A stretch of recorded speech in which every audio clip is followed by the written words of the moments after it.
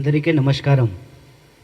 साथियों, यहाँ जो इस प्रेस वार्ता में आप सब लोग अलग अलग मीडिया हाउस से जो रिपोर्टर्स आए हैं, जो यूट्यूबर्स हैं, जो सोशल मीडिया पे अपना मीडिया चैनल चलाते हैं, और अलग अलग चैनल के इलेक्ट्रॉनिक मीडिया के, प्रिंट मीडिया के जो रिपोर्टर हैं, कैमरा पर्सन हैं, सबको हम कांग्रेस पार्टी की तरफ से और एनएसवाई की तरफ से नमस्कार करते हैं। और आप सबसे मैं हिंदी में बातचीत करने की इजाज़त चाहता हूँ, माफ़ी के साथ, क्योंकि मुझे तेलुगु आती नहीं है। दो चार शब्द बस आते हैं। अभी अभी जो है एक शब्द सीखा है, वस्तुंदी कांग्रेस एंड पोतुंदे केसीआर। ठीक बोला है ना? कांग्रेस आ रही है और केसीआर जा रहे हैं। ठीक बोला है ना? मेरे ख्याल से सिर्फ मैं ही ये बात नहीं बोल रहा हूँ। मैं तेलंगाना के कई सारे ज़िलों में घूम चुका हूँ और बहुत सारे हमारे पुराने दोस्त हैं, क्योंकि मैं सिर्फ चुनाव के वक्त आपके बीच नहीं आया हूँ। आप में से बहुत सारे जर्नलिस्ट यहाँ मौजूद हैं, उन्होंने मुझे देखा होगा। पिछले दिनों हैदराबाद में एक दुखद घटना हुई, एक स्टूडेंट ने आत्महत्या किया, और उस वक्त भी मैंने कहा था कि ये आत्महत्या नहीं है, यह व्यवस्था के द्वारा, सिस्टम के द्वारा इस देश में नौजवानों की और विद्यार्थियों की हत्या की जा रही है। उस वक्त भी मैं यहाँ था, और अलग अलग समय में तेलंगाना हमारा आना जाना रहा है। और उस वक्त से जो है मुझे तेलंगाना के स्टूडेंट मूवमेंट के बारे में पता है, और ऑर्गेनिकली हम तेलंगाना के स्टूडेंट मूवमेंट से जुड़े हुए हैं। जब तेलंगाना राज्य की स्थापना के लिए जॉइंट एक्शन कमेटी बनी थी, और अक्सर जो है उसके रिप्रेजेंटेटिव्स दिल्ली आया करते थे, तो हमारी मुलाकात उनसे होती थी। और मुझे आज भी याद है कि कितने संघर्षों के बाद तेलंगाना राज्य बना, और जिस मांग के साथ बना था, जिस नारे के साथ बना था, नीलू निदलू नियमा कालू, मुझे आज भी वो 3 शब्द याद हैं कि अपना पानी होगा, अपना फंड होगा और अपना रोजगार होगा। इस सवाल को लेकर के तेलंगाना राज्य बना। और मैं देख रहा हूँ कि जब हैदराबाद जाता हूँ, नया नया जो सेक्रेटेरिएट बना है, उसके पास ही जो है, जो तेलंगाना मूवमेंट के मार्टियर्स हैं, उनके लिए म्यूजियम बनाया जा रहा है। मेरे ख्याल से मार्टियर्स को याद करना, उनको ट्रिब्यूट देना बहुत अच्छी बात है, लेकिन यह जो मौजूदा सरकार है, वो सिर्फ मार्टियर्स को म्यूजियम में नहीं पहुंचा रही है, बल्कि उनके जो डिमांड थे, नीलू निदलू नियमा कालू, उस सवाल को भी म्यूजियम में उन्होंने पहुंचाने का ठान लिया है। क्योंकि आप बेसिक डिमांड को जब देखेंगे, तेलंगाना मूवमेंट जब हो रहा था, तो उसका एक बेसिक डिमांड था कि सबको रोजगार मिलेगा। 9 साल हो गए हैं सरकार को, और पता नहीं पीसीएस क्या कर रही है। मतलब गैस पाइपलाइन है कि क्या है, कि जो है गटर का पाइपलाइन है, अक्सर रिसने लगता है, लीक हो जाता है अक्सर। मतलब एग्ज़ाम एक तो होता नहीं है, एग्ज़ाम अगर जब होने को हो तो पेपर लीक हो जाता है। ना ग्रुप 1 का प्रोसेस कंप्लीट हुआ, ना ग्रुप 2 का, ना ग्रुप 3 का, ना ग्रुप 4 का। और पिछले 9 साल में अगर हम देखें तो 70,000 कांस्टेबल को छोड़ करके बाकी किसी डिपार्टमेंट में जो है कोई रिक्रूटमेंट नहीं हुआ है। और बड़े बड़े दावे किए जाते हैं, जैसे एक दावा ये किया जाता है कि हैदराबाद दुनिया का सबसे बड़ा आईटी सिटी है और आईटी बिजनेस का हब है। तो वही क्वेश्चन है, तब तेलंगाना मूवमेंट के दौरान भी उठाया गया था, नीलू निदलू नियमा कालू। तो कहाँ है तेलुगु लोगों के लिए, तेलंगाना में रहने वाले नौजवानों के लिए, यहाँ के इंजीनियरिंग कॉलेज, पॉलिटेक्निक और आईटीआई से पढ़े हुए स्टूडेंट के लिए उन सॉफ्टवेयर कंपनियों में नौकरियाँ कहाँ हैं? सरकार बड़े बड़े दावे कर रही है, सच्चाई ये है कि 1 लाख से ज़्यादा हर व्यक्ति के ऊपर, जो पैदा लेगा उसके ऊपर भी, जो ऑलरेडी 4 करोड़ लोग यहाँ के हैं उनके ऊपर भी 1 लाख से ज़्यादा कर्जा है। सरकार की कोष की ये स्थिति है कि बड़ी बड़ी योजनाएं जो हैं वो लागू करते हैं, लेकिन अभी भी कॉन्क्रीट चीज़ें लोगों को नहीं मिली है। जैसे रोजगार नहीं मिला है, 2 BHK का पक्का मकान देने का बात था वो नहीं मिला है, दलितों को ज़मीन देने की बात थी वो नहीं मिला है। और आए दिन जो है तेलंगाना के भीतर स्टूडेंट आत्महत्या करते हैं, क्योंकि पूरा का पूरा सिस्टम जो है वो करप्ट है। करप्ट इस तरीके से है कि 9 साल में कोई नौकरी नहीं दी गई है। और दावा था कि सबको रोजगार देंगे, किसानों को जो है उसका कर्जा माफ़ करेंगे, दलितों को ज़मीन देंगे, सबको पक्का मकान देंगे। इन सारी चीज़ों पे जो है सरकार फेल रही है। तो ये जो बार बार पेपर लीक होता है, तो हमने भी जो एक पेपर निकाला है एनएसयूआई की तरफ से कि इसमें इलेक्शन को लेकर के और ख़ास करके यह जो सरकार है उसको लेकर के हमने जो है कुछ प्रश्न जो है वो पूछे हैं। और ये प्रश्न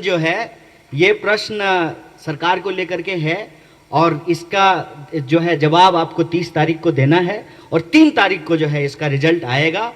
और इसका जो रिजल्ट आएगा उस रिजल्ट में तेलंगाना के लोग जो पास होंगे उनके लिए हमारे पास जो है एक ऑफ़र भी है। ऑफ़र ये है कि 30 तारीख को ये सरकार फेल होती है, 3 तारीख को रिजल्ट भारतीय राष्ट्रीय कांग्रेस में पक्ष में आता है, तो ये रिजल्ट सिर्फ कांग्रेस के पक्ष में नहीं होगा, तेलंगाना के जो बेरोजगार नौजवान हैं उनके पक्ष में होगा। हम ये गारंटी ले रहे हैं कि 1 फरवरी को, सरकार ने अभी तक जो है जॉब कैलेंडर जारी नहीं किया है, 1 फरवरी को हम जॉब कैलेंडर जारी करेंगे, नोटिफिकेशन जारी करेंगे 1 फरवरी 2024 को।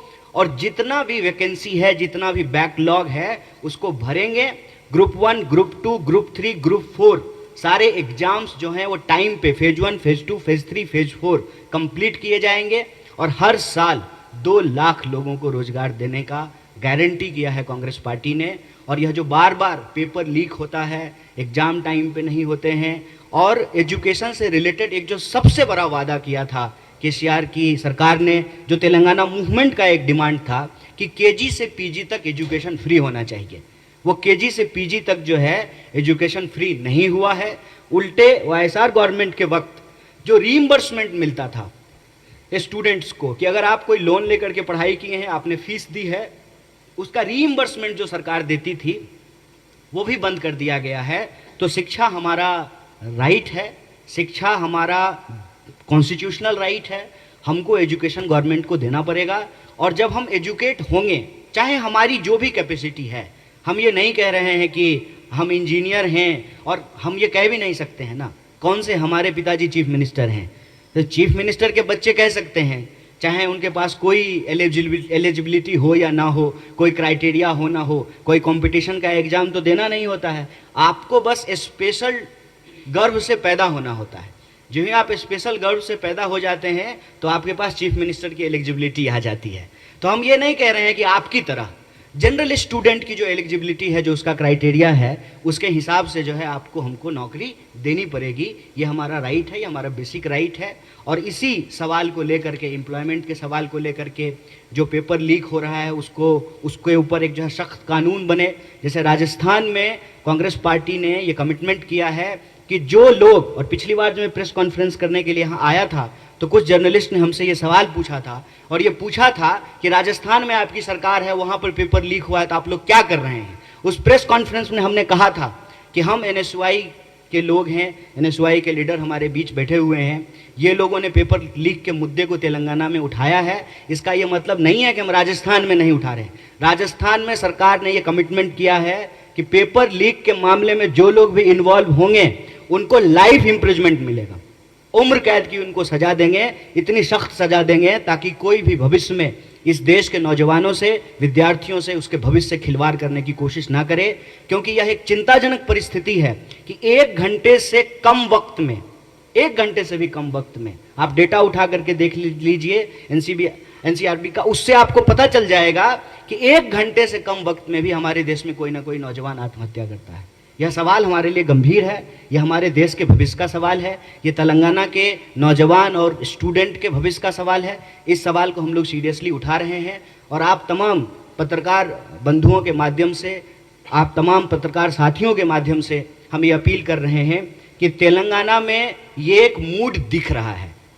ये सिर्फ हम नहीं बोल रहे हैं, आप कहीं भी जाकर के बात कर लीजिए, तेलंगाना में इस बार जो है रोजी रोटी के सवाल पर लगता है कि रोटी पलटेगी, रोजी रोटी के सवाल पर सरकार पलटेगी, ऐसा एक माहौल बन रहा है। और इसी चीज़ को देखते हुए कि स्टूडेंट और यूथ, उनको कांग्रेस पार्टी में एक भरोसा दिख रहा है, उनको एक कमिटमेंट दिख रहा है, उनको एक लीडरशिप दिख रहा है, उनको ये दिख रहा है कि साल भर जो संगठन उनके हक के लिए लड़ता है। आप जानते हैं कि पिछली बार भी जो सुसाइड की घटना हुई, जिसको हम इंस्टीट्यूशनल मर्डर कहते हैं, उस सवाल पर भी हमारे स्टूडेंट लीडर सड़कों पे थे, उनको नज़रबंद किया गया, उनके खिलाफ झूठे मुकदमे किए गए, स्टूडेंट लीडर्स को जेल में डाला गया।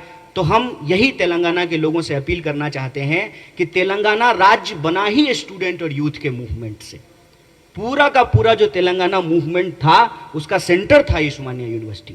और आज उस्मानिया यूनिवर्सिटी की क्या हालत है। जॉब प्लेसमेंट की कोई गारंटी नहीं है, स्कॉलरशिप का कोई गारंटी नहीं है, नौकरी की कोई गारंटी नहीं है। जो एजुकेशन लगातार महंगा होता जा रहा है, लगातार एजुकेशन महंगा होता जा रहा है, उसमें जो है फी माफ़ी की कोई बात नहीं है, रीइंबर्समेंट नहीं है। और ये जो बच्चे हैं, उनके जो माँ बाप के रोजगार हैं, चाहे वो छोटे कारोबारी हों, किसान हों, चाहे छोटे व्यापारी हों, उनको सरकार की तरफ से जो है कोई लाभ नहीं मिलता है।